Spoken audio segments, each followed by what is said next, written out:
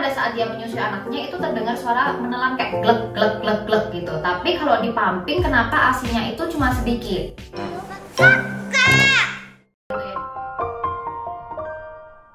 Halo Mami semuanya, apa kabar? Semoga kita semua dalam selalu kondisi yang sehat, dengan ASI yang lancar, apalagi di tengah kondisi kayak gini ya. Ini udah mulai cuacanya nggak enak banget, banyak banget yang ngedrop juga. Semoga kita tetap selalu sehat dan selalu semangat, selalu kuat. Nah, hari ini kebetulan banget nih sebetulnya ya, tadi itu barusan aku dapet DM dari salah satu mami. Nah, DM-nya apa? Jadi singkat cerita, mami ini tuh ngomong ke aku pada saat dia menyusui anaknya itu terdengar suara menelan kayak glek glek glek glek gitu. Tapi kalau di pumping kenapa ASINya itu cuma sedikit.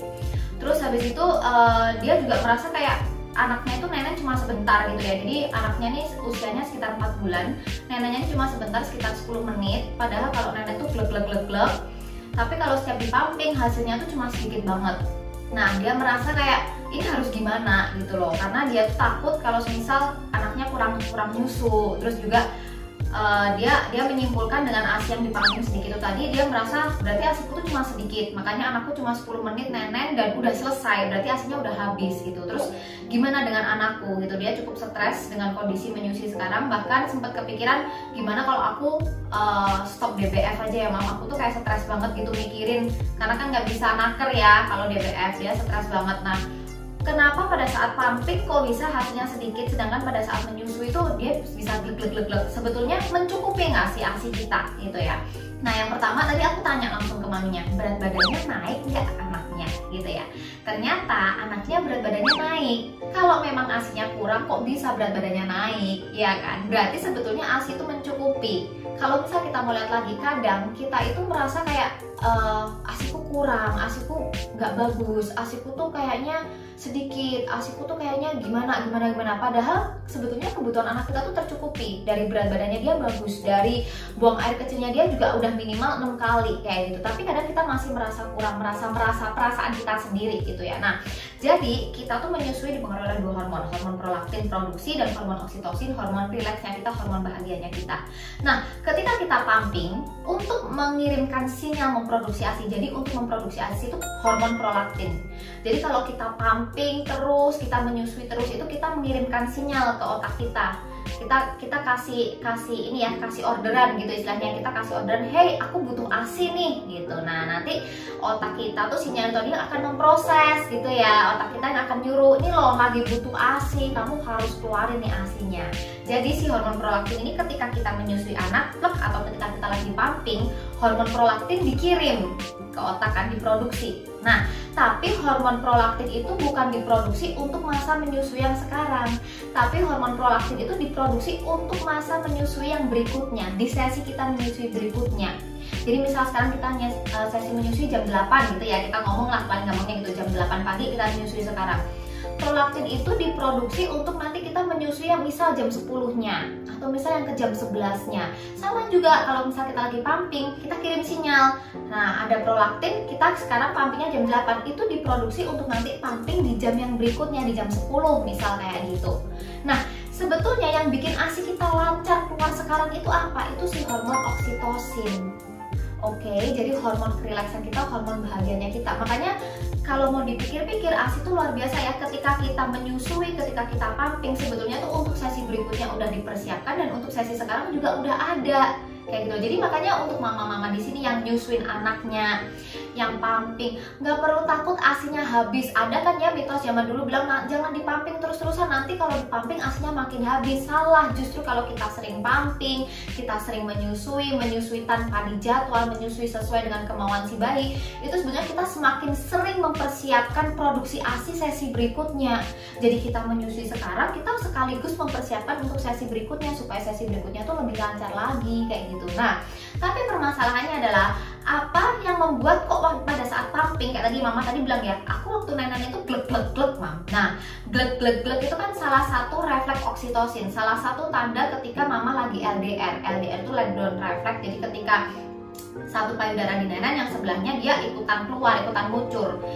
Itu juga tanda ketika nenen tuh mamahnya relax, mamahnya tuh kerasa enjoy sebetulnya. Walaupun mungkin kita kerasa kayak enggak deh, kayaknya aku nggak enjoy, kayaknya itu karena pikiran. Tapi sebetulnya kenyataan baby itu pinter banget untuk merangsang refleks oksitosin itu tadi, gitu ya. Jadi kadang kita merasa kayak ya anakku waktu nenen gini, tapi pas pumping kok enggak ya gitu. Itu karena kita udah, perasaan kita sendiri tuh udah kemana-mana, kita udah nggak enjoy gitu. Nah padahal ketika kita pumping, ketika kita menyusui, yang membuat ASINya jadi lancar, yang membuat ASINya jadi banyak, itu adalah si hormon oksitosin.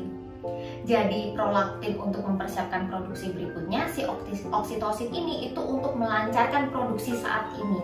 Jadi kalau semisal kita pas pumping gitu ya, terus kok tiba-tiba hasilnya nggak banyak ya, nah kayak di kondisi yang mama tadi, dia kan udah ibaratnya tuh udah kayak putus asa. Aku putus asa untuk nyusuin langsung, aku pengen pumping. Gimana kalau misal aku pumping, aku merasa kayak ASIku tuh kurang karena anakku nenen cuma 10 menit, terus kayaknya udah kok cuma 10 menit gitu loh, kayaknya kok ASIku ini nggak mencukupi karena payudaraku juga lembek. Makanya pas dia pumping, loh beneran kan ternyata hasilnya cuma segini. Nah karena dia waktu pumping udah nggak enjoy, udah nggak ada refleks oksitosin itu tadi. Jadi buat mama-mama di sini, aku mau sharing aja.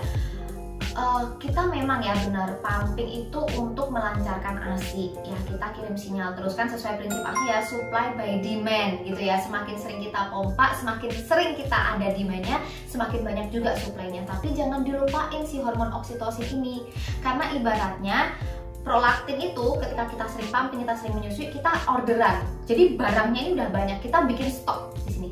Tapi kita butuh kurir untuk melancarkan, kurir untuk mengantarkan barang ini gitu. Nah, kurir ini adalah si hormon oksitosin.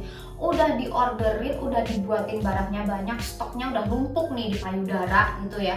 Tapi kita nggak relax, kita nggak enjoy, kita masih kepikiran terus, aduh kayaknya ASIku kurang, aduh aku stres banget, harus gimana ya kayak gini. Nah, akhirnya ASINya nggak keluar gitu. Akhirnya ASINya jadi mampet di sini karena si hormon oksitosin, si kurirnya itu tadi kita nggak ada.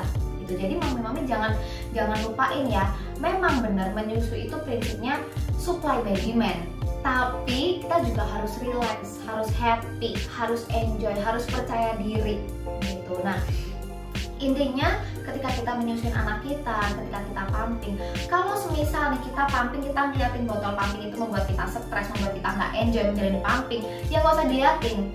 Kalau misal pakai botol gede tuh kita lihat hasilnya, aduh kok misal botolnya segini, hasilnya cuma segini, aduh kok sedikit ya, ya udah berarti perkecil botolnya supaya apa, supaya kelihatan penuh. At least itu membuat kita semangat dulu, itu ngefek banget loh. Jangan dipikir kan cuma dikecilin botolnya sama aja bohong, enggak. Tapi secara visual gitu ya, itu bikin kita lebih pede. Akhirnya botol penuh ya, botolku penuh ya, bisa segini ya, nanti lama-lama dinaikin lagi kayak gitu. Dan kita harus enjoy, harus percaya, harus yakin. Udah kalau misal kita nenenin anak-anaknya sampai glek gitu ya, berarti dia tuh udah pinter banget untuk ngerangsang LDR gitu. Berarti sebetulnya pada saat kita dinenen sama anak kita tuh sebetulnya juga ada kerileksan. Cuma kadang tuh kita menolak gitu ya, kita membatasi. Aduh ini masa bener sih, masa iya sih, masa cukup sih gitu. Padahal anak udah membuktikan loh, refleks oksitosinnya udah ada glek. Tapi kita yang menolak itu semua, kayak kita ngeblok, kita blocking. Masa bener sih, masa iya sih, enggak kayaknya ini dikit, kayaknya gini. Nah